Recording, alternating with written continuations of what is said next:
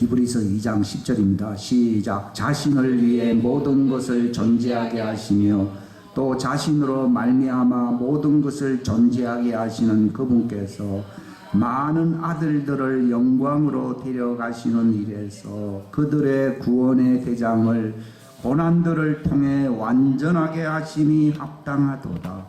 거룩히 구별하시는 분과 거룩히 구별된 자들이 다 하나에서 났으니 이러한 까닭에 그분께서 그들을 형제라 부르기를 부끄러워하지 아니하시고 이르시되 내가 주의 이름을 내 형제들에게 밝히 보이고 교회 한가운데서 노래로 주를 찬양하리이다 하시며 또다시 내가 그분을 신뢰하리라 하시고 또다시 나와 하나님께서 내게 주신 자녀들을 보라 하시느니라. 아멘.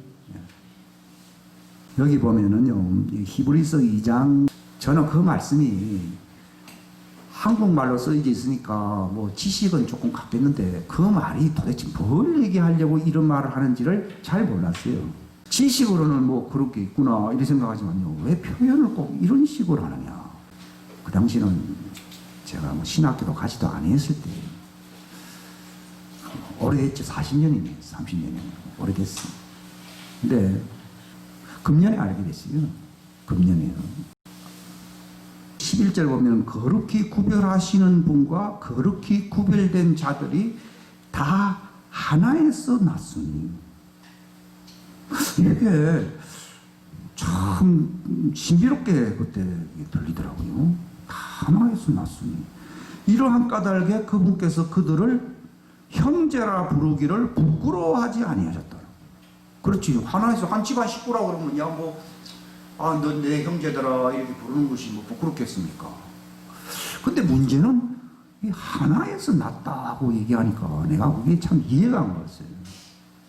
그거는 차차 뭐 이렇게 교회 다니고 성령 뭐 이렇게 은사도 받고 열심히 이제 변화가 되고 난 뒤에 뭐 형제들이 된다는 얘기냐? 그건 아닌 것 같더라고. 왜 그런가 하면요, 요한복음 17장에 보시게 되면요, 그 당시 제자들은 예수님을 배반하고 부인하고 도망간 사람들이 요한 외에는 전부 다였거든요. 다 디베랴 바닷가에 다 도망가 버렸어요. 요한 빼고는요. 근데 예수님이 그때 그 십자가 달리시기 전에 그분이 마지막으로 중보자의 입장에서 기도를 하셨는데요, 요한복음 17장 말씀을 여러분들이 잘 이해하셔야 돼요. 제가 아주 젊었을 때, 적어도 한 3, 40년 됐습니다. 그때 요한복음 17장을 모르면은 이 예수님을 모르는 것이구나 하는 것을 그때 어떤 눈치라 할까 느낌으로 알았습니다. 근데 그걸 솔직히 뭐 여러 번 읽어봤지만도 감동은 약간 있어도 제대로 알긴 어려웠어요. 근데 그것을 금년에 알게 했어요. 근데 그게 눈이 떠여가지고 주님이 말씀하시는 거죠. 이게 지난번에 제가 그 말씀을 드렸고요. 그로부터 한 달 전에 제가 또 비슷한 말씀을 잠깐 언급한 적은 있었어요. 왜냐하면 그때 잠깐 언급한 이유는요, 혹시 내가 실수하는 건 아닐까 해서 그냥 약간 지식만 소개했습니다. 지난번에는 그 말씀들을 조금 더 구체적으로 얘기를 했습니다. 근데 오늘은 그것을 알지 못하고서는 이게 제대로 준비되는 것이 아니구나 하는 책임감을 가지고 오늘 또 세 번째로 말씀을 드리는 것입니다. 왜 그분이 그들을 형제라 부르기를 부끄러워하지 아니하시는가? 오늘 제목이 그것입니다. 그래서 나는 교회를 잘 다니고, 아이고 뭐 또 봉사도 많이 하고 또 뭐 열심히 수고하니까, 아이고 너는 내 형제다. 그래서 뭐 다른 사람들은 뭐 언급하면 좀 부끄럽지만도 너는 참 선망의 대상이다. 그러니까 내가 너희들을 형제라 부른다. 그런 말이 아니야. 겉으로 결과론적으로는 뭐 그런 행위를 할 수는 있지만도 그것 때문이 아닙니다. 그것이 본질이 아니라는 것입니다. 여기 나와 있듯이요, 11절에 나와 있듯이 거룩히 구별된 자라면 거룩하게 된 자들을 거룩하게 하시는 분과 거룩하게 된 자들이 다 하나에서 났으니 이러한 까닭에 그분께서 그들을 형제라 부르기를 부끄러워하지 아니하신다 하는 말이에요. 그들은 창세 이전에 나와 함께 있었다는 것입니다. 제가 기절 초풍할 만한 그런 기적 체험이 좀 있어요. 이렇게 있는데, 그런 거는 하나의 은사적인 체험 수준이라고 하면요, 이거는요, 내 존재가 바뀌는 듯한 기적이에요. 은사는 막 많이 쓰면요, 이거는 막 그것도 황홀해집니다. 황홀해지는데, 이런 말씀을 깨닫게 되면요, 존재론적으로 어떤 대혁명이 일어납니다. 그전에는 아무리 내가 은사를 많이 받았어요, 효력이 그렇게 오래 가진 않더라고요. 나로서는 이렇게 어떻게 뜨거운 마음을 끝까지 유지시켜 버리라 했습니다. 그 가끔 기억도 많이 나고 또 실제로 그런 체험을 또 가지기도 합니다. 근데 내 삶의 근본적으로 변화가요, 그것이 약합니다. 촉진제가 될 수도 있고 어떤 동기를 유발할 수는 있는데요, 그것은 부족한데요. 제가 73년도입니다. 굉장히 오래됐지요. 그때는 제가 어떤 충동을 느끼면요, 이 얼굴이 돌아갔습니다. 그리고 막 눈에 안 보이는 그 좌절감, 그 자살 충동이랄까요. 그런 것이, 이건 솔직한 제 마음입니다. 근데 그때 주님이 말 그대로 뜨거운 불의 혀같이라는 말이 그 사도행전 2장에 있습니다. 그 체험을 그때 했는데요, 그 체험보다 더 생생하게 주님이 들렸던 말씀은요, 내가 너를 사랑한다는 얘기였습니다. 근데 어떻게 과분한 표현입니다. 좀 황송하다는 얘기죠.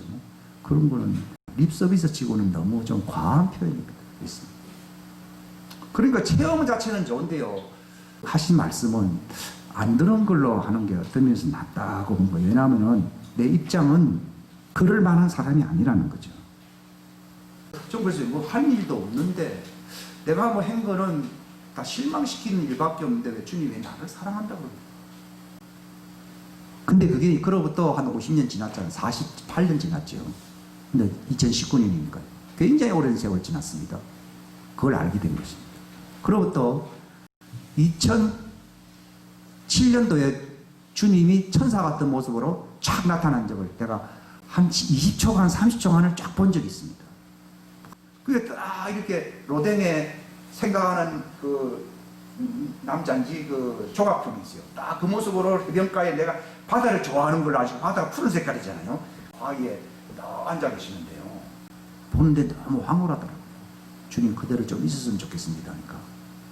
근데 주님의 딱 표정을 딱 보는데요, 난 너를 사랑하는데 왜 너는 나를 좋아하지 않느냐, 그 얘기다. 마치 나는 언제까지 너를 짝사랑해야 되느냐, 이런 표정입니다. 근데 저는 거지가 어떻게 왕을 사랑할 수 있냐, 그 얘기입니다. 왕이 말이요, 어떤 거지 보고 야 내가 너를 좋아하노라 그러면 그 거지가 야 저는 왕을 좋아합니다 이렇게 얘기할 수 있습니까? 그런 말을 못하지요. 그러니까 도리어 왕이시여, 그런 말은 저에게 합당하지 않습니다, 이제 이런 말이죠. 그렇다고 말을 막 큰 소리를 할 수도 없고요. 딱 그런 입장인 거죠. 어떻게 거지가 왕을 사랑할 수 있느냐 하는 얘기였습니다. 그게 2007년도에 있습니다. 근데 그로부터 2년이 지났습니다. 전체 체험을 얘기합니다. 경기도 여주에 있을 때요, 다 생략해버리고요, 주님이 말씀하는데 아주 뭐 강력하게 막 불러서 난 너를 사랑한다고, 세 번째지요, 나타난 걸 보면.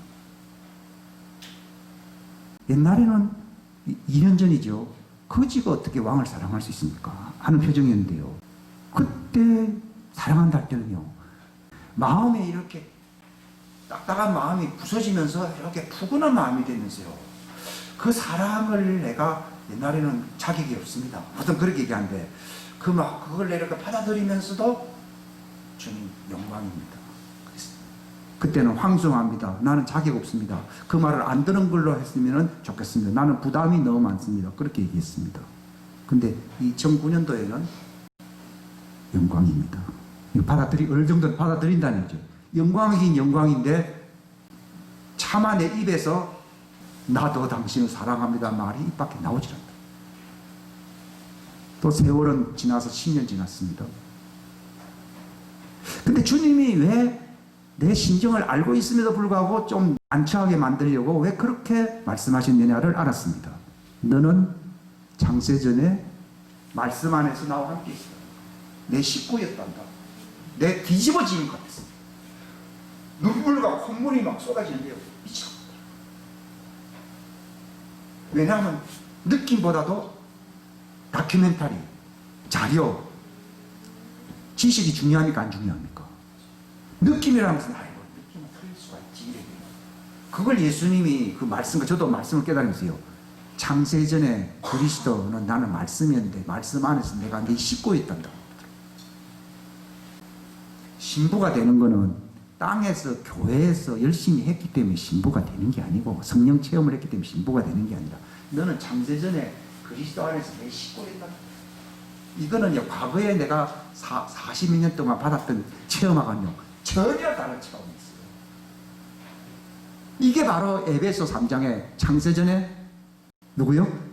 우리를 하면 복잡하니까 나를 택했다는 말이 뭐냐면 그때 영으로 말씀 안에서 같이 있었다는 거예요.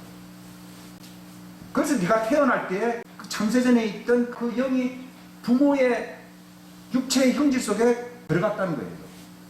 그리고 천사들이 너를 위협에 빠질 수 있게 돌보라고 그 천사들이 그때 나타났고 네가 그를 보았다는 거예요.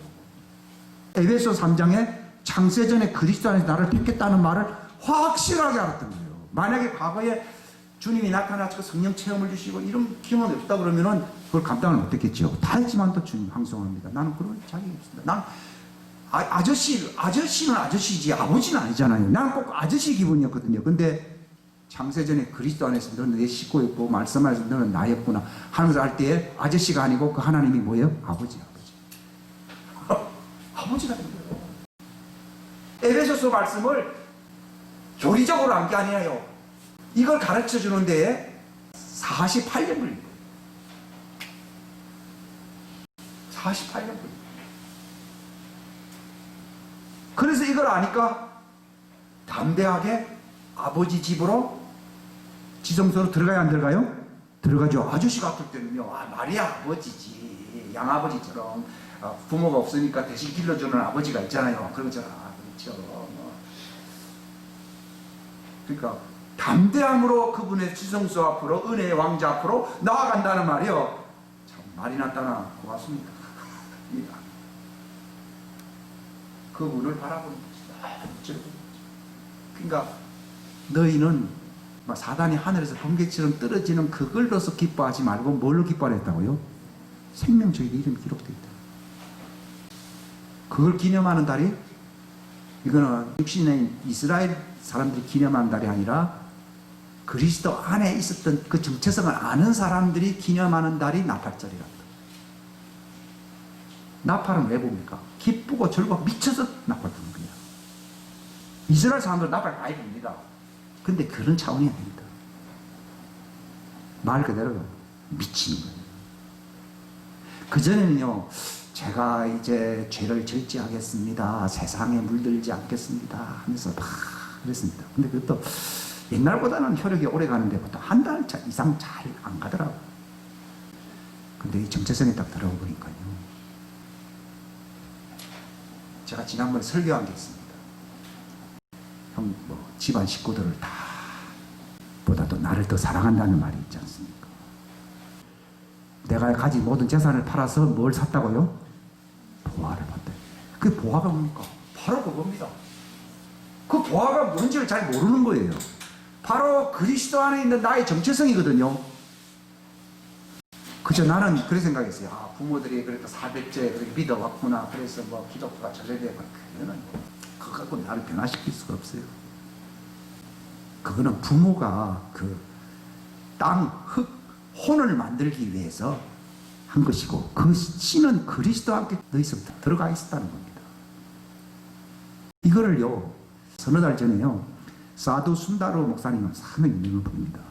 금년에 한 설교가 엄청 많은데요 아마 수백 개가 되는데 그 중에서 그걸 뭐를 선택하기는 상당히 어려운데 딱 하나 그걸 제가 눈에 팍 보면서 발견했습니다. 그때 제가 집사람하고 보면서 그 얘기를 잠깐 한 적이 있는데요. 그분도 놀랬다고 하더라고요. 주님이 너는 부모로부터 있기 전에 나와 함께 있었는다. 그래서 이 사도 순다로 목사님은 참 유명한 분이니까 그럴 수도 있겠다 그랬는데 그분이 말씀하기를 나만 그런 게 아니고 그게 성경적인 예정론이라고 하더라고요. 그걸 사람들이 인식을 못한다는 거예요. 근데 그게 인식이 딱 되니까요, 정체성이요 확 달라져. 뭐 과거의 성령 체험, 은사 이런 것도 좋지만요, 이 정체성이 내 보아였더라고요. 이거를 딱 붙으니까 어떤 일이 일어납니까? 내게 애지중지하던 나의 그런 좋은 보물들을 다 어떻게 한다고요? 팔아버리게 되더라고요. 제일 중요한 보물 하나 갖고 있으면 좀 값이 떨어지는 것들은 버려 안 버려요? 버린다니까요. 뭐 16K가 두꺼우면 12K 다 필요 없습니다. 그거 갖게 되면요, 이거 다 버리게 됩니다. 그 얘기예요. 보화를 발견하니까 자기 보물을 다 팔았다 그랬거든요. 보화가 뭐냐면 창세전에 그리스도 안에 있는 그 정체성. 그걸 발견하니까요, 그걸 위해서는 목숨까지도 바울이 표현한 것처럼 귀한 것을 이기지 않는다.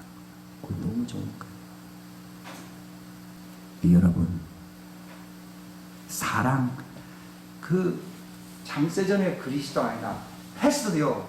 제가 20대 때 군대 갔다 오고 난 뒤에 그 요한일서의 그 말씀을 읽었는데요, 뭔가 감동 오는데 그렇더라고요. 그게 제 20대 때예요. 근데 그것이 확실하게 풀어진 것이 40년이 지나간 거예요. 40년이. 근데 주님은 기억하고 계시던 거죠. 또 실제로 그걸 알아야 되니까요. 그 정체성에 눈을 뜨니까 내가 초동 수준에서 벗어난 겁니다. 그 전까지는 뭐 체험이 있다, 능력이 있다, 뭐가 지식이 있다, 이거는요 아무것도 아니더라고요. 근데 그 정체성이 보아요, 보아. 진리의 성령님이 왜 오십니까? 외인들에게는 아니 되었다고 되어 있거든요. 그래서 외인이라는 말은 구원을 못 받는 사람을 얘기하는 게 아니라 구원 받을 수는 있지요. 근데 바로 거기서 내 양들이라고 하는 것은 누구를 얘기하는 겁니까? 그리스도 안에서 예정된 자들이죠. 그들은 어떻게 주님을 안다고요? 내가 아버지를 알고 아버지가 나를 아는 그때에 그들이 있었어요, 안 있었어요? 있었기 때문에 이거를 알려주려고 누가 오시는 거라고요? 성령님이 오시는 거예요. 내주한다는 거예요. 그래서 왜 영원히 떠나가지 않다 합니까? 저도 실망 정도가 아니라 뭐 부끄럽고 참 자격이 없는데 왜 영원히 떠나가지 않는다는 말을 합니까? 그게 그 창세전에 그때 있었다는 거예요. 그렇다고 그러면 왜 나가 타락합니까? 그러니까 그 정체성을 탕자하는 정체성이 있어요, 없었어요? 없었잖아요. 없으니까 그렇게 사는 거예요.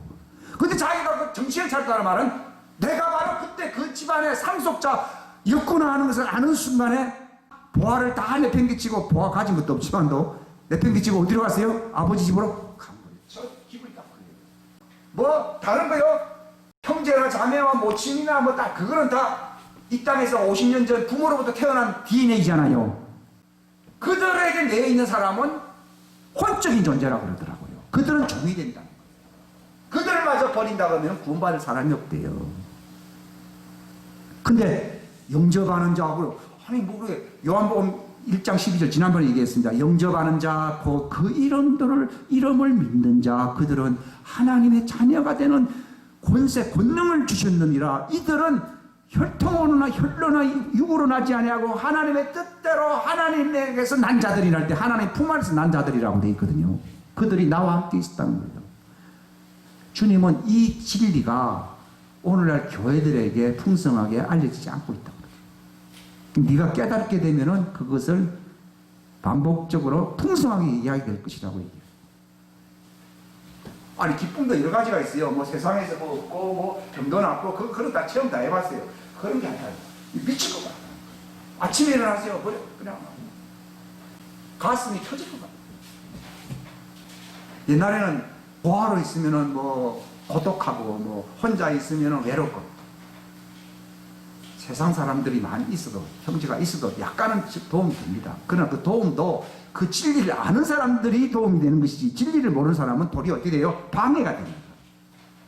요셉이 형님들이 이렇게 간증했지만도 자기에게 도움이 됐습니까? 방해가 됐습니까? 방해가 됐어. 다 그 원리입니다. 모른다는 거예요. 모른다. 몰라. 이걸 획기적이다. 그러니까 이걸 정체성을 알게 되면 어떻게 됩니까? 주님이 나를 사랑하듯이 나도 주님을 사랑해요. 저는 주님과 함께 그때 있었어요. 저도 주님을 알고 주님이 아버지를 알듯이 나도 주님을 압니다. 이게 혈육 속에 들어와서 혼적인 삶을 살면서 다 망각돼서 망각 안 됐어요. 망각되었던 것이 다시 살아나는 거예요. 이걸 알게 되면은 그 하나님의 이름, 그 아버지 이름을, 그 집안 사람들이니까 호주가 아버지니까 그 이름을 믿죠. 호주가 아닌 사람은 그 이름을 믿을 필요가 없다니까요. 저는 그래서 회개하라, 너 열심히 뭐 어떻게 하거라, 그래야 하면은 하나님이 너에게 뭘 선물로 주실 것이다, 이렇게 사도행전에 나와 있는데요. 요한복음 입장에서는 영접하는 자, 그 이름을 믿는 자들이라니까 회개하라는 말도 다 빼있고 뭐가 다 빠져 있습니까? 그게 그 정체성을 가진다는 겁니다. 하나님의 자녀들에게 있어서 회개라고 하는 것은 뭐라고요? 정체성을 가진 거예요. 그러니까 정체성을 가졌다는 말이 뭡니까? 바로 그 하나님이 내 상속주고 호주였구나 하는 것을 알고 그 이름의 집안 식구였습니다 하는 것을 받아들이는 자들에게는 바로 하나님의 자녀의 권세입니다. 권세를 가지고 살 수 있는 길이 열렸다는 거죠. 왜 그런가 하면은 그들은 혈통으로 육정으로 뭐 태어나고 난 뒤에 은사 받은 게 아니라 이미 하나님의 뜻대로 태어났어요, 안 태어났어요? 곧 태어났다는 거예요. 야, 이게 요한복음 6장 12절인데 오늘날 불신자들 보고 영접합니까? 아, 영접했군요. 구원받았습니다. 아, 거짓말이에요. 거짓말이에요. 근데 주님은 정체성을 가졌기 때문에 네가 구원받은 것이지, 정체성을 못 가졌다 그러면, 마귀는 정체성을 망가뜨리는 자거든요. 못 가지면은 너는 불신자와 다른 바 없다고 그러더라고요.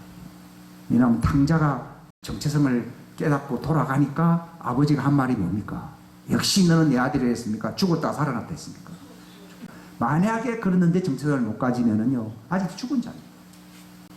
그러니까 지각에 눈을 뜨게 하세요. 눈을 못 뜨면 죽어서 안 죽었어요? 죽은 거예요. 탕자가 아들 맞지요. 근데 왜 탕자가 왜 그렇게 삽니까? 정체성이 없는 거예요. 자기 형도 별로 좋아하진 않아요. 저도 세상에 태어났을 때요, 저만큼 어렸을 때 말이에요. 나중에 맞은 사람은 많이 있는지 모르지만 어렸을 때 5살 그 이후로부터 그렇게 많이 맞아본 사람은 별로 없을 거예요.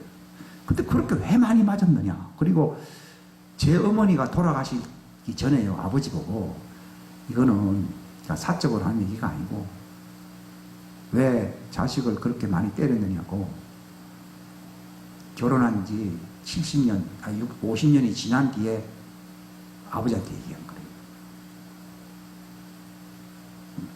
전 그게 무슨 말인지 몰랐어요, 그때도. 무슨 말인가 하면 요셉이 왜 형님들한테 미움을 당했다 정도가 아니라 죽이려고 해서 안 죽이려 했어요. 죽이려고 하는 거를 그 장자가 그렇게 해서 팔리게끔 이렇게 해버린 거예요. 죽은 거예요. 왜 그렇습니까? 창세전에 그리스도 안에서 예정된 자, 그게 요셉이래요. 형제들은 아니래요, 주님이. 그거는 혈통으로 태어난 게 아니래요. 그래서 하나님이 태라고 돼 있대요. 이걸 기념한 달이 무슨 절기라고요? 티시리월이래요. 이 나팔절이래요, 나팔절. 예수님이 오시고 난 뒤에 요셉이 태어났어야 되는데 왜 그러면 예수님이 오시기도 전에 근 1900년 전에 왜 태어났느냐? 미리 보여주시는 겁니다. 미리 보여주려고 태어나게 한 거예요. 그럼 왜 어떤 사람에겐 저렇게 하고 어떤 사람은 이렇게 합니까? 그게 로마서 9장과 10장의 얘기예요. 누구는 왜 이렇게 사람을 이렇게 믿고 누구는 왜 이렇게 믿느냐? 야, 진혁이 그런 말할 자격 있어? 그 도자기 만드는 사람이 항아리 만들고 어떤 걸 종지 그릇을 만들고, 그거는 만드는 사람의 고난이지, 네가 감히 니길래 누구는 이렇게 만들고 누구는 이렇게 만들었다 할 수가 있느냐? 그게 로마서 9장입니다. 결과론적인 얘기지만요, 태어나는 거는 내 뜻으로 태어난 겁니까? 부모 그 이상입니까?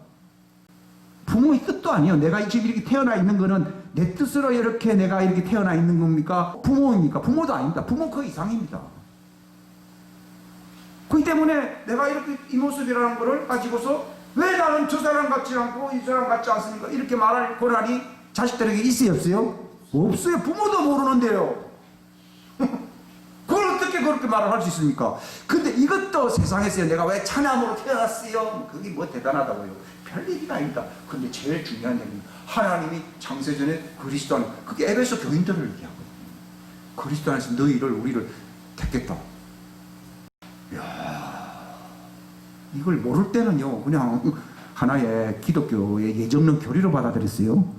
알고 나니까 교리가 아니에요. 교리가 아니에요. 이 초대교회가 왜 혁명이 일어날 수밖에 없느냐.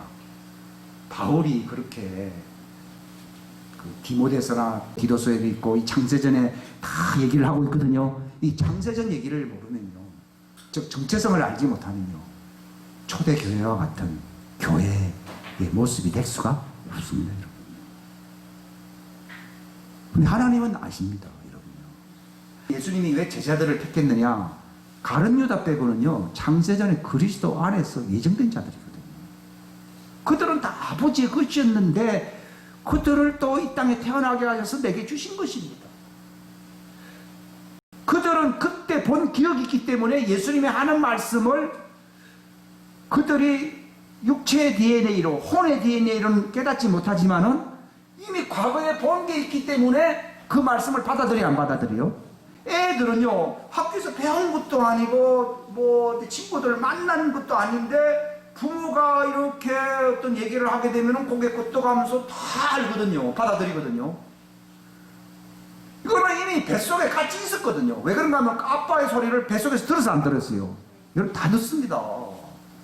부모서 아마 다 듣는다니까요. 네? 다 알고 있었거든요. 근데 주님은 저들은 나를 알고 내가 저 양들을 아는 것이 내가 아버지를 알고 아버지가 나를 알지 않다. 이게 도대체 무슨 말인지 모르겠는데 그게 열린 거지. 왜냐면 어떻게 애가 2~3살인데도 그걸 알아듣느냐?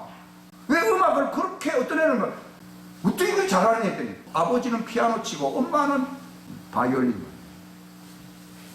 하니까 그때 임신해서 뱃속에 있었지 않았어요? 있었던 거예요. 근데 언니보다도 여동생이 더 잘하는 거예요. 왜냐하면 엄마 아버지만 하는 것만 들었습니까? 자기 언니가 하는 것도 들었습니까? 그러니까 꼭 더 잘하는 거예요. 제가 지금 무슨 얘기를 하는 겁니까, 여러분?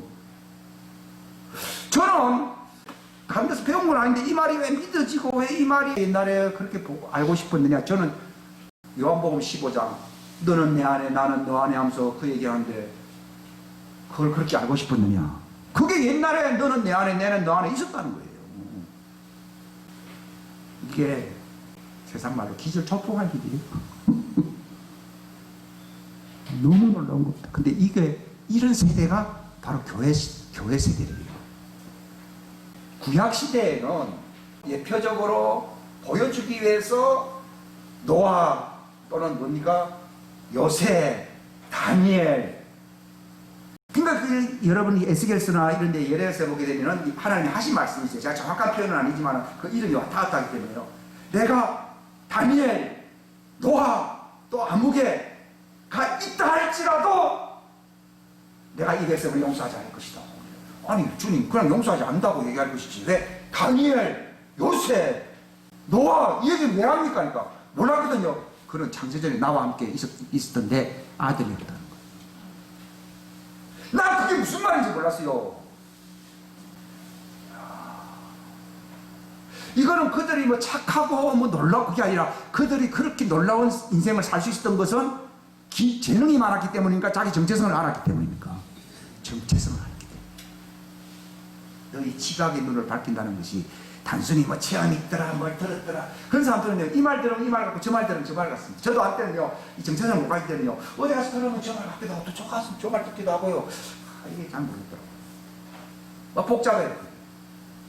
그때 성령님이 왜 오셨느냐? 나를 영원히 성전 삼고 그분이 내 안에 계시려고 오신 것입니다. 왜 오셨느냐? 그게 내가 창세전에 너와 함께 있었다는 거예요. 그게 나는 기가 막히다는 거예요. 아, 뭐 좋아해서 왔다 그런 거는 뭐 황송하진 하지만 그렇다. 아니 그게 1, 2만 년도 아니고 1억 년도 아니고 창세전이 있었다고 그러는데 너를 욕할 사람이 있으면 디도서라든지 디모데서라든지 요한계시록이라든지 에베소서에 나와 있는 창세전을 설명해 보라는 거예요. 그걸 내가 네게 알려준데 누가 너를 그리스도 그 사랑에서 끊겠느냐 그 얘기입니다. 이걸 아니까요. 순교할 수도 있다는 거예요. 이걸 몰랐다가는 나는 순교하고 도망갈 거예요. 아저씨 같은 하나님에게 어떻게 내 목숨을 맡기겠냐고요. 안 되지. 신약 시대는요, 이 하나님의 아들들이 말 그대로 수두룩하게 나타나는 시대입니다. 근데 왜 타락합니까? 왜 교회가 WCC, WEA 하면서 그 발레 바벨론 종교로 왜 돌아갔냐? 그게 당장이기 때문이에요. 당장. 거기서 정신을 차린다고 하는 말은요, 눈이 열렸다는 것이에요. 눈이 열립니다. 요한일서 5장을 한번 여러분 보시기 바랍니다. 5장 20절입니다. 다 같이 읽겠습니다. 시작. 또 하나님의 아들이 오셔서 우리에게 깨달음을 주사 우리가 진실하신 분을 알게 하셨음을 우리가 알며 또 우리가 진실하신 분 곧 그분의 아들 예수 그리스도 안에 있음을 아노니 이분은 참 하나님이시여 영원한 생명이시니 아멘. 이 말 그대로입니다. 깨달음을 주시세요. 이걸 알게 됩니다. 이 정체성입니다. 이걸 알게 됩니다.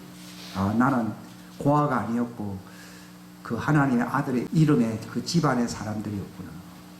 그 깨달음을 준 겁니다. 하면 어디 됩니까? 내가 그분 안에 있음을 알게 됩니다. 과거 구약시대 같으면요, 이런 사람들은 가뭄에 콩나물 나듯이 숫자가 적습니다. 왜냐하면 아직 예수님이 오시기 전이었기 때문입니다. 왜냐하면 토양을 만들어 놓았어야 되기 때문에 때가 이르다는 것입니다.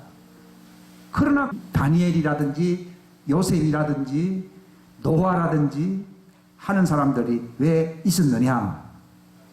그들은 장차 나타날 하나님의 아들의 모습을 미리 예언적으로 보여준 것이래요. 그러면 이 시대는 어떤 시대입니까?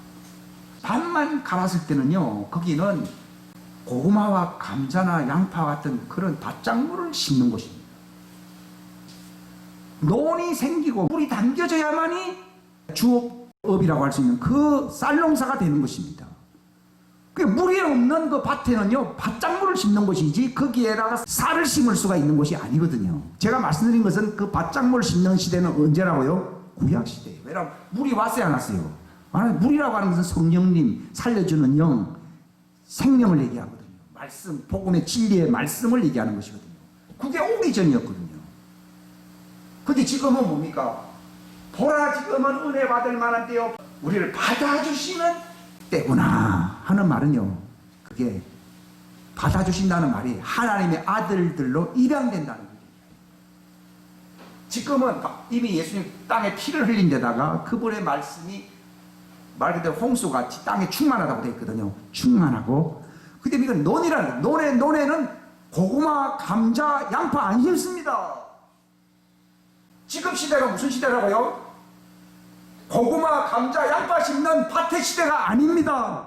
예수님의 피가 뿌려진 그 토양 위에 말씀의 물로, 성령의 물로, 살려주는 영으로, 진리로 꽉 채워진 곳에는 하늘에 있었던 그리스도의 그 영을 살려주는 영으로서 우리의 영이 주와 한 영이 되게 하려고 그 임하는 시대이기 때문에 이게 복음 시대, 은혜 받을 만한 시대. 왜 그분은 은혜를 보냈더니요, 너는 창세전에 그리스도는 내 식구니까 식구를, 장소를 하늘에서부터 땅으로 옮긴 것이다.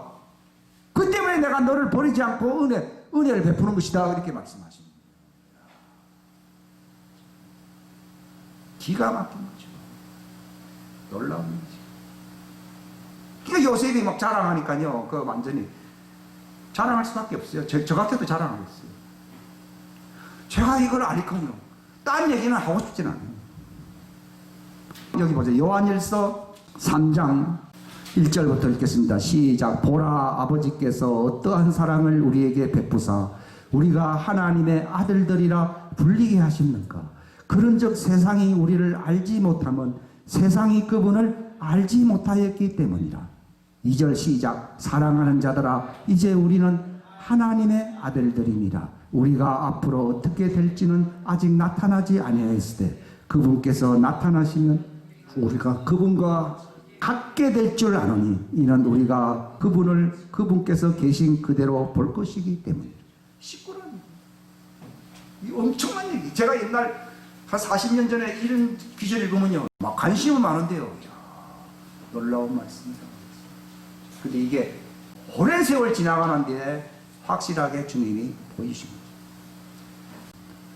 지금 시대는 은혜 받는 시대라는 말, 하나님의 아들, 딸들이 되는 시대라 그 얘기입니다. 왜냐하면 종들에게는 은혜 베풀어야 안 베풀어요? 베풀지 않습니다. 하나님은 왜 다윗에게 베푸는 확실한 은혜라고 이사야 55장에도 다윗에게 베푼 확실한 은혜라고 그래요. 주님, 다윗은 구약시대 사람이고 옛날 사람인데 뭘 또 뭐 확실한 은혜라는 말을 뭐라고 그렇게 사용합니까? 구약시대 같은 다윗은 종이었습니까? 아들이었습니까? 아들입니다. 나 그래서 구약에 또 뭐 은혜라고 나오길래 이게 뭐 도대체 머리만 복잡해지고 막 했거든요. 다윗은 아들이다. 구약시대에서는 정말 특별한 사람들이었습니다. 몇몇 제가 지금 언급한 사람들이 10사람이 안 되고 있잖아요. 제가 알고 있는 숫자가요. 물론 그보다 많을 수 있지만은요. 근데 지금은 감자 고구마 심는 시대입니까? 논에 먹을 양식 씨를 심는 시대입니까? 씨를 심는 시대입니다. 근데 여러분들이요, 나는 아무리 내가 많이 알았다. 저도 많이 알았어요. 제 나름대로는 많이 알았거든요. 그런데 나의 정체성을 알기까지는요, 그 많은 세월이 없어요. 그 많은 세월이 없습니다. 이제는 제가 할 말은 이거밖에 없습니다. 요한일서 3장 지난번 제 요절이 겁니다. 하나님의 아들. 그래서 예수님 요한복음 17장은요, 다른 외인들을 위해서 기도하지 아니하고 내가 누구를 위해서 기도한다고요? 아버지께서 내게 주신 자. 그게 내게 주신다는 말은요, 왜 하나님이 창세전에 그리스도 안에서 그들을 택해 놓았습니까? 아버지가 미리 신부감을 이미 세워서 안 세웠어요. 그 얘기예요. 하늘에 있던 자만이 신부래요. 이스라엘의 그 결혼 제도는 보면요, 절대로 신부를 아들이 정하지 않습니다. 우리나라도 옛날에는요, 부모들이 정해줬지 절대로 본인이, 그거는 요즘은 뭐 다르지만 그때는 그랬습니다. 왜냐하면요, 우리나라가 이스라엘의 어떤 것과 비슷하다는 이유가, 이스라엘의 결혼 제도를 보시게 되면 알다시피요, 아들이 생각지도 못했던데 이 아버지가 자기 아들이 장성할 때를 대비해서 이미 점을 찍어놓은 거예요. 그리고 이제 아버지의 주선하에서 계약을 맺는 겁니다. 그래서 아버지가 아들이 집을 마련하기 전까지는 신부를 데려와야 안 데려와요? 그러니까 우리나라 지금 결혼제도가 너무너무 다른 거죠. 미리 다 아버지가 다 알아서 했다가 아들과 이제 혼약을 맺게 하고, 이걸 이제 약혼이라고 그렇게 하잖아요. 제가 옛날에 결혼제도에 대해서 나와 있죠. 그죠? 나 했습니다. 그러나 동거는 안 됩니다. 그냥 알았다. 이건 네 신부감이다. 너는 신랑감이다. 딱 합니다. 그러니까 이미 그때는 이미 정해진 것입니다. 이걸 깨버리게 되면은 버림받는 거예요. 우리가 지금 교회 시대에 살고 있다는 말이 그 뜻입니다. 근데 그럼 언제 데려와서 같이 사느냐? 아버지가 아들을 위해서 집을 마련해 줍니다. 예수님이 언제 우리를 맞아들여 가지고 같이 삽니까? 아버지가 하늘에 너희들이 있을 집을 다 마련해 놓았을 때, 다시 내가 와서 너희를 영접하여 나 있는 곳에 너희가 함께 있게 하고, 그 결혼 제도를 얘기합니다. 근데 그 정체성이라는 게 뭔가 하면요, 아버지가 아들을 위해서 이미 창세전에 신부감을 마련해놨다. 이거를요, 뭐 그런 게 있는 모양이다. 하나의 옛날 신화와 같은 얘기구나. 뭐 이렇게 생각하지. 그것이 나와 아무 상관이 없다고 대부분 생각하거든요. 만약에 그가 상관이 없다 그러면 그걸 기도를 하셔야 돼요. 우리는 땅에서 뭘 달라고 기도할 게 아니고요. 그 정체성이 없는 큰아들은 아버지 보고 뭐 달라고 해서 안 달라고 했어요. 네? 새끼 염소도 안 준다 그러면서 뭐 그랬거든요. 그러니까 아버지가 뭐랬으면 내 것이 다 네 건데. 그게 말이 나는 그게 이상하더라고요. 그게 왜 네 건데 왜 안 줍니까? 정체성이 없어요. 오늘날 교인들이 그렇습니다. 그게 누가 뭐 잘 살면은 시기와 질투심만 딱 차있고 말이요. 아이고 아버지 날 발시하냐고. 아이고 누구는 잘 되고 나는 안 된다고요. 이런 생각합니다. 근데 작은 아들이 본래 형님보다도 뭐 잘 사는 게 아니에요. 말 그대로 삐딱하게 그냥 불만과 이 고독 속에서 그냥 인생을 낭비하면서 사는 거예요. 그리고 형님을 아버지가 좋아하지 나 같은 사람은 안 좋아한다고 생각하면서 자기는 버림받은 자식이라 그러면서 뭐 한평생 내가 즐겁게 살아야지 하면서 그렇게 살은 겁니다. 그때 잘 되는 게 아니라 막 갈수록 꼬이고 힘들고 괴롭고 하니까 연명하기도 힘든 상태에 딱 들어오니까 과거에 했던 말씀들이 생각이 나면서 그때 딱 정신을 차리고 아하 내가 그 집의 아들이구나. 그걸 어떻게 합니까? 행위로 보면은 자격이 없으니까 미안해서 아버지께 뭐라고 얘기했는가 하면 이제는 아들로 부르지 마십시오. 이제는 나를 종이라 취급해 주십시오. 하는 말은 그가 바로 깨달은 것이 자기가 누구인 줄 알았다고요? 아들인 것을 아는 거예요. 이게 중요한 거라니까요. 저도 이걸 알지만도 아이고 미안하니까 뭐 종이면 되지 이렇게 생각할 수 있어도 깨달은 거는 내가 아들이었다는 것을 알게 되지. 이 깨달음이 있어야 된다고요. 이 정체성이 내 인생의 모든 상황을 바꾸는 것이지 그 정체성을 못 가지게 되면요 여전히 종들처럼 살 수밖에 없는 거예요. 설교를 왜 합니까? 신약교회 설교는요 단순히 율법을 잘 지켜라 명절을 잘 지켜라 그런 얘기가 아닙니다. 바로 그리스도의 진리 언약의 말씀을 깨달음으로써 하나님이 너를 부르신가 그 택하심을 알아야 됩니다. 그 정체성을 가지게 되면 어떻게 됩니까? 그분의 내가 성전이 되고 형상이 되잖아요. 그들의 그 되는 자들에게 하나님의 값없이 주시는 그 성령의 충만한 기름 부음이 넘치지 않습니까? 그 기름 감당을 못합니다. 마치 그 엘리사 시대 때에 빚진 그 집안이 있었어요. 체주가 와서 이제는 다 뺏어가고 이제 내 아들까지도 내놓으라고 그럽니다. 그러니까 딱 연관이 왔죠. 집에 있는 그릇이 몇 그릇이 있느냐니까. 뭐 종지하고 뭐 밥그릇하고 네가 아는 집은 다 돌아다니가지고 간장 종지로부터 해서 뭐 큰 그릇부터 해서 다 담아라는 거죠. 왜 그랬더니 거기에 기름을 채우라는 거죠. 기름이 여기 한 그릇 여기 한 종지에 늘 그릇 기름밖에 안 남았는데 뭘 다 빌려가지고 넣으라는 거죠. 바로 정체성을 갖게 되면요. 옛날에는 막 이 정도 사역을 위한 기름 부음이 좀 필요합니다. 이제 다음엔 또 뭘 해야 됩니까? 이제 무제한 무엇이든지라는 말이 나와야 안 나와요. 이야, 그게 바로 그 키워드, 그 중심 단어가 핵심 단어가 뭡니까? 정체성이 정체성. 계속 보시고요. 무엇이든지 하니까 그럼 국가 문제도 그렇습니다. 마찬가지잖아요. 국가 문제는 아니라고 하면 내가 무엇이든지 얘기하겠느냐는 거죠.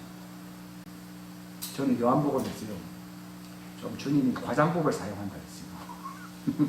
네. 아니 필요한 것도 지금 우리가 잘 채워주지도 않는데 뭘 무엇이든지라고 얘기합니까? 그러니까요. 그게 무엇이든지라는 말은 전쟁용어라고 말씀하시죠. 여러분 전쟁하면은 건빵하고 비스켓을 많이 보내줍니까? 탄약을 무제한으로 보내줍니까? 거기서 무제한이라고 하는 말은 뽕나무와 산들을 전부 바다에 빠뜨릴 수 있는 무제한의 하나님의 왕국을 세우게 한 전쟁 자원이라는 거예요. 우리가 이 땅에 태어난 이유는 무엇이라고요? 전쟁한 이유로 태어난 거예요. 영국에서는 왕정제도잖아요. 전쟁이 났다 그러면 누가 내일 앞서서 간다고요? 왕자들. 그것이 그들의 영예라 그러더라고요. 전쟁 안 일어나면 할 일이 별로 없대요. 그럼 뭐 하려고 뭐 할 일 없는데 뭐 왕이냐. 전쟁 나면 국가를 건지기 위해서 선봉장으로 내가 나간다. 그게 그 왕족의 영광이다. 이걸 알고 나면요. 무지한 무엇이든지 하는 말입니다. 하나님의 왕국을 건설하기 위해서는 내가 순교하는 하나님이더라도 그걸 위해서 무엇이든지 다 합니다. 하나님의 왕국. 영국이라는 왕정 국가를 위해서 왕의 아들이 무엇이든지 하듯이요. 우리가 하나님의 아들의 정체성을 갖게 되면요. 다른 거는 없어도 됩니다. 하나님의 왕국을 내가 상속받잖아요. 그러니까 다른 것은 상속이 아니에요. 하나님의 아들은 왕국을 상속받는다 그랬지 이 땅의 어떤 인생 사업을 상속받는다는 얘기가 없습니다. 왕국을 상속받기 위해서는 그 왕국을 세우기 위해서 왕국을 세운다는 말이 전쟁한다는 얘기더라고요. 전쟁하기 위해서 목숨도 마다하지 않고 나간다고 그래요. 그게 하나님의 아들들이에요. 그러니까 환란이나 핍박이나 위협이나 칼이나 전쟁하는 거예요. 원래 전쟁하면요 그 지휘관만 없으려고 합니다. 병사들 죽어봐야 그거 뭐 그 갖고는 전쟁을 이길 수가 없습니다. 마귀가 노리는 것은요 하나님의 왕자들 자녀들을 죽이려고 합니다. 근데 예수님은 믿는 자들에게는 하나님의 왕자들이에요. 왕자들에게 믿는 자들에게 베푸시는 능력에 지극히 그 힘이 없다면 그것도 무지한이라는 거예요. 이게 전쟁하기. 근데 나는 이 땅에 왜 있느냐? 전쟁하기. 뭘 구하라고요? 하나님의 왕국과 하나님의 왕국의 의를 세우라는 거예요. 그게 내가 해야 할 일입니다. 그리하면 하나님이 뭘 주신다고요? 왕국을 주시는 거예요. 그것밖에 없어요. 옛날에는 복잡했어요. 뭐 부동산도 있어야 되고 뭐 기술도 있어야 되고 뭐 복잡했다고. 정체성을 알게 되면요 하나님의 왕국을 했어요. 너희는 하나님의 왕국과 의를 구하라. 그리하면은 군인이 전쟁을 잘하면은 하늘에서 건빵도 떨어지고 시레이션도 떨어지고 통조림도 떨어질 겁니다. 그러나 아무리 통조림이 많이 떨어져도 그건 대단히 중요한 거 아니라니까요. 영광은 어디 있습니까? 전쟁에서 이기는 거예요. 그러니까 요한계시록 그 20장에 보면 뭐라 나와 있어요? 이기는 자는 뭐가 된다고요? 내 아들 될 것이요. 이기고 지는 건요 장군 멍군하는 요걸로서 내가 이기고 지는 것이지 쪼리만 없어졌다고 해서 장기판에서 이기는 게 아니에요. 장군 했을 때 그 받을 수 없으면 그거 진 거예요. 그 말은 장군들에 의해서 승패가 결정되는 것이지 쪼레에 의해서 종에 의해서 결정되는 게 아니래요. 그러니까 네가 이기면은 왕국이 이긴 거야 아닌 거요? 이긴 거예요. 그럼 이기면은 뭘 준다고요? 그 왕국을 네게 준다. 여러분 어떻게 살아왔습니까? 다른 건 보질 않습니다. 그럼 뭐합니까? 싸워. 대한민국을 통해서 하나님의 왕국을 세우려고 하는 그런 일이 있잖아요. 이걸 하나님이 명령하라 했지. 난 그 일을 하고 있거든요. 왜냐하면 산을 명령하라 외치라는 거죠. 외치라는 거예요. 무엇이든지 그 왕국을 위해서 외치라는 거죠. 하나님의 아들들은 칼과 창으로 전쟁합니까? 말씀으로 전쟁합니까? 말씀으로 전쟁. 성령의 그 뭐라고요? 하나님의 말씀을 가지고 이것으로서 너희가 그 악한 어두움의 군대를 멸해버리고 너희가 그날에 굳게 서기 위함이다. 공격 무기는 딱 하나요. 나머지 믿음이나 뭐 이런 거는 다 방어용 무기고 공격 무기는 뭐라고요? 하나님의 진리의 말씀. 이거를 그냥 쏟아붓는 거죠. 이걸 가지고 주님 뭐라 말씀하시는가 하면은 새 방언을 네가 이제 말하는구나. 랄랄랄라 하는 거는 그거는 애기들이 하는 거예요. 예? 하나님의 말씀이 막 생각나가지고 그 말씀을 전쟁용어로 실탄으로 바꿔가지고 선포하는 걸 뭐라 부른다고요? 그게 새 언어라고 얘기하더라고요. 지금까지 교회는 어린 애기의 방언만 한다는 거예요. 그것이 필요 없다는 얘기 아니라 거기서부터 이제 탈피되어야 할 날이 와야 된다는 것을 얘기합니다. 내 말이 너희 안에 있거든. 무엇이든지 구하라고 되어 있습니다. 이게 바로 새 언어입니다. 새 언어. 그게 새 방언이라고. 원래 방언이라는 표현 들렸어. 원래 그게 킹제임스 성경에 보게 되면 새 언어입니다. 그게 전쟁 용어입니다. 그게 하나님의 왕국을 세우는 겁니다. 왜 프랑스가 좌파에서 넘어졌고 영국은 좌파에게 안 넘어졌느냐고 제가 자료를 본데 프랑스 교회는 썩었고 영국은 요하네슬레이 휘트만 누구죠? 이름 생각난다. 그 사람들이 몇 사람 되지 않았지만도 불같이 하나님의 말씀 쏘아대서 안 쏘아댔어요? 쏘아대고 교회의 자산을 가난한 자들에게 막 나눠줬다. 그러니까 영국의 공산화가 되지 않았다는 겁니다.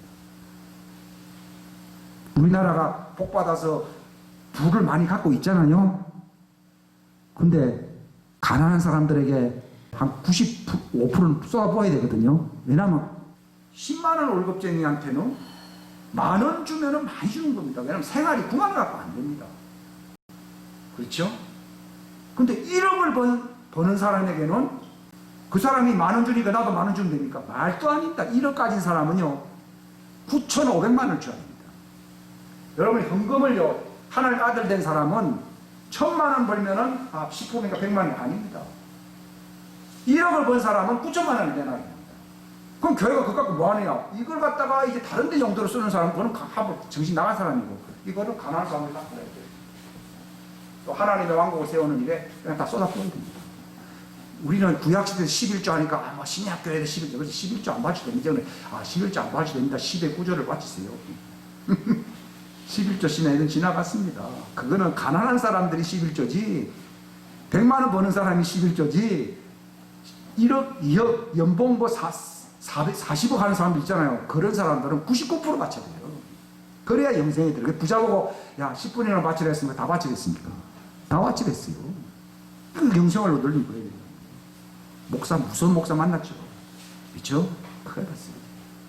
다 바쳐요. 성경에는 뭐라 했습니까? 네 소유를 다 팔지 아니하면은, 주지 아니하면은 영생이 못 들어간다고 했어요. 왜냐하면 이 정체성을 알게 되면 아무것도 아니에요. 아무것도 아니에요. 차원이 달라져 버립니다. 차원이. 나팔절 때 주님이 제게 주신 선물이에요. 나팔절 오기 전에 주신 선물이죠. 너무너무 신비롭습니다. 악한 자가 만지지 못한다 할 때 그게 악한 자가 악함입니다. 악함이라는 건 죄입니다. 죄. 우리 성경에는 세상은 모든 악한 자 안에 있고, 번역이 악한 자를 가야 마귀가 덕실거리구나. 그게 아니고 인간들의 죄가 풍성하다 그 얘기입니다. 악함이지 악한 자하고 악함은 틀립니다. 이 진리를 알고 딱 진리 안에 거하게 되면 내 속에 있는 악함이 할례를 받듯이 이게 다 벗겨져 버려요.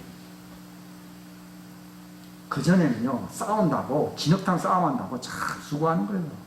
언제는 좀 잘 되는 것 같은데, 이게 탐욕이나 욕망이나 명예심이나 이런 게 잘 안 없어지거든요. 근데 정체성이 딱 들어오는, 그게 성전된다는 얘기거든요.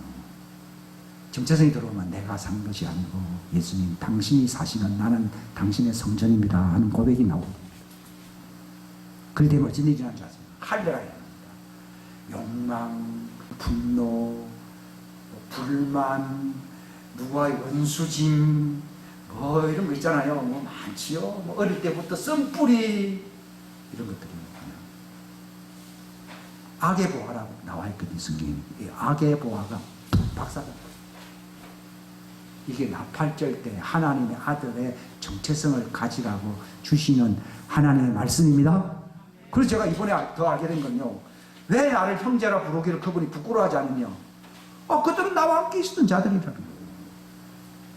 내가 그 양들을 위해 목숨을 버린다고 했거든요.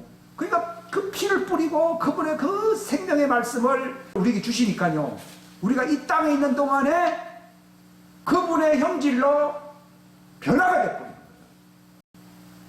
근데 그렇지 않은 사람들은, 정체성이 그게 없는 사람들은 그냥 그게 예수님을 믿긴 믿습니다. 믿긴 믿고 나름대로 열심히. 근데 지금 시대에 참 답답한 건요, 이것을 위해서 내가 한 정체성을 갖는데 방해되는 게 많거든요. 과거에 원한 맺은 거, 누구하고 내가 이렇게 열등감을 가진 거 많습니다. 또 뭐 부모로부터 뭐 받은 뭐 어떤 거, 네, 그런 거, 또는 뭐 내가 어렸을 때 잠재의식 속에 들어와 있는 거. 저도 옛날에는 그런 얘기가 이게 참 문제가 된다 이 생각이 들어요. 문제가 돼요. 그 정치적으로 가는 순간에 다 쓰레기입니다. 다 가고 다시 무에서 새로움에서 시작할 수 있습니다. 시작됩니다. 그게 세상을 바라보는 눈이 달라집니다. 이게 바로 나팔절 지났습니다만 이번 수요일 날은 이제 대속절. 그래도 하나님이 그렇게까지 정체성을 가지 못했지만은 이게 미성숙입니다. 미성숙은 정체성을 못 가진 겁니다. 그래도 마지막까지 구원해 주시려고 그들에게 찾아오시는 절기가 바로 대속절. 근데 주님 말씀하기를 성숙보다는 미성숙이 너무너무 많답니다. 열심을 내주십니다. 이게 하나님의 은혜로. 우리는 행위로 사는 게 아니고 뭘로 산다고요? 은혜로 산다. 이걸 알게 될 때는요, 아버지가 하나님이고 예수님이 내 형님인데 내가 왜 노동해서 맞벌이 하면서 살아가야 됩니까? 그분이 다 왕국은 아버지 것은 다 내 것이고 내 것은 다 아버지 것이라 하면서 모든 왕국을 다 갖고 있는데 내가 거지처럼 왜 살아야 됩니까? 내가 그 왕국을 얻기 위해서 그 왕국을 이 땅에서 방해하는 악한 원수와 싸우다가 내가 승리해서 내가 예수님 부르실 때 내가 휴거해서 내가 그 왕국의 주인으로 살아야지요. 왜 그렇게 우리가 그렇게 살아야 됩니까, 이 땅에? 그게 아니죠. 여러분, 성경을 믿으신다면은 제대로 보셔야 됩니다. 이 성경에 보게 되면은 남편 있는 여자가 숫자가 많다 해서 적다 했어요. 적고 남편 없는 여인이 많다 해서 안 많다 했어요. 그게 무슨, 저도 그거 몰랐거든요. 남편 있다는 말은요, 바로 예수님이 나의 신랑이라는 정체성을 가진 사람의 숫자는 적고, 맨날 하나님 믿는다고 하지만도 남편 신랑을 없고 매일 혼자 처녀처럼 살아가는 사람은 적다 해서 많다 했어요. 그 얘기야, 그 얘기. 난 거꾸로 했어요. 남편 있는 여인의 숫자는 적다 그러길래, 야, 이거는 뭐 좀 잘못된 거를 생각, 그게 아니고, 즉 하나님의 아들들, 정체성을 가진 하나님의 아들들의 숫자는 적고, 매일 예수님 교회 와서 예수 믿는다 그러면서 매일 예수님하고 같이 즐겁게 정체성을 가지고 삽니까? 혼자라고 맨날 삽니까? 혼자라고 사는 여자가 더 많다는 말은 종들이 훨씬 많은데, 그들은 남편이 있는데도 불구하고 아직도 결혼을 못하고 있다. 그게 갈라디아서 그 얘기죠. 참 기가 막힙니다. 저는 이걸 깨달았습니다. 또 뭐 몇 가지 제가 또 시간 나는 대로 소개를 하겠는데요. 남편 있는 여자라는 것이 뭡니까? 이게 신부를 얘기하는 거예요. 남편 있는 사람은 뭐예요? 신부잖아요. 신부가 많대서 적대했어요. 적다. 그럼 누가 많다고요? 홀로 사는 여자가 많다는 말은 교회는 다니는데 맨날 홀로예요. 그 얘기예요. 그리고 제가 지난번에 욥기서 38장 얘기했잖아요. 그때 하나님의 아들들이 기뻐서 천지 창조할 때요, 거기 예수님과 함께 있었던 자들이, 예수님과 함께 창세전에 그리스도와 함께 있던 자들이 어떻게 했다고요? 기뻐하며, 너도 그날 기뻐하고 즐거웠다는 거죠. 난 아까 기도도 안 했어요. 네가 천지 창조된 날, 나는 창세기 1장에 첫째 날 빛이 있어라는 걸 내가 보지도 못한 사람인데 네가 그때 있었다는 거예요. 그때 그걸 만들었을 때 네가 나와 함께 기뻐했다는 거예요. 여러분, 이거 기절할 일 아니에요. 기절할 일이죠. 기절할 일. 뭐 은사 많이 받았고 하는 건 아무것도 아니더라니까요. 여기 나와 있잖아요. 하나님의 아들들이 기뻐 소리를 질다. 그래서 하나님의 아들들이, 난 그래서 나는 인간들만 그럴 줄 알았더니 천사들도 들어가는가 그랬거든요. 천사들은 하나님의 아들이 아니래요. 이미 하나님의 아들은 그때 그 있었던 거예요. 그러니까 갈라디아 4장 4절에 보게 되면은 네가 아들이라는 정체성을 갖고 있기 때문에 성령이 내 안에 거하고 있어요, 아니면 거하고 있어요? 있다. 나 그래서요, 아니 성령이 오고 뭐 그래야만이 그 다음 네가 하나님의 아들인 줄 알았으면 되는 게 아니라 하나님의 아들의 정체성을 갖고 있기 때문에 성령 기름부터 진에게 준다는 겁니다. 무슨 말 알겠습니까? 아들인 거로 얘기해서 아들인 거로 네가 무엇이든지 구한다는 겁니다. 저는 그래도 막 열심히 기도를 많이 해야지, 그게 고아의 의미가 주님 말씀합니다. 자기가 하나님의 아들인 줄 알면은 기도를 많이 하는 겁니까? 본래 내게 주셨던 것을 내가 이 땅에 누리게 해달라고 그럽니까?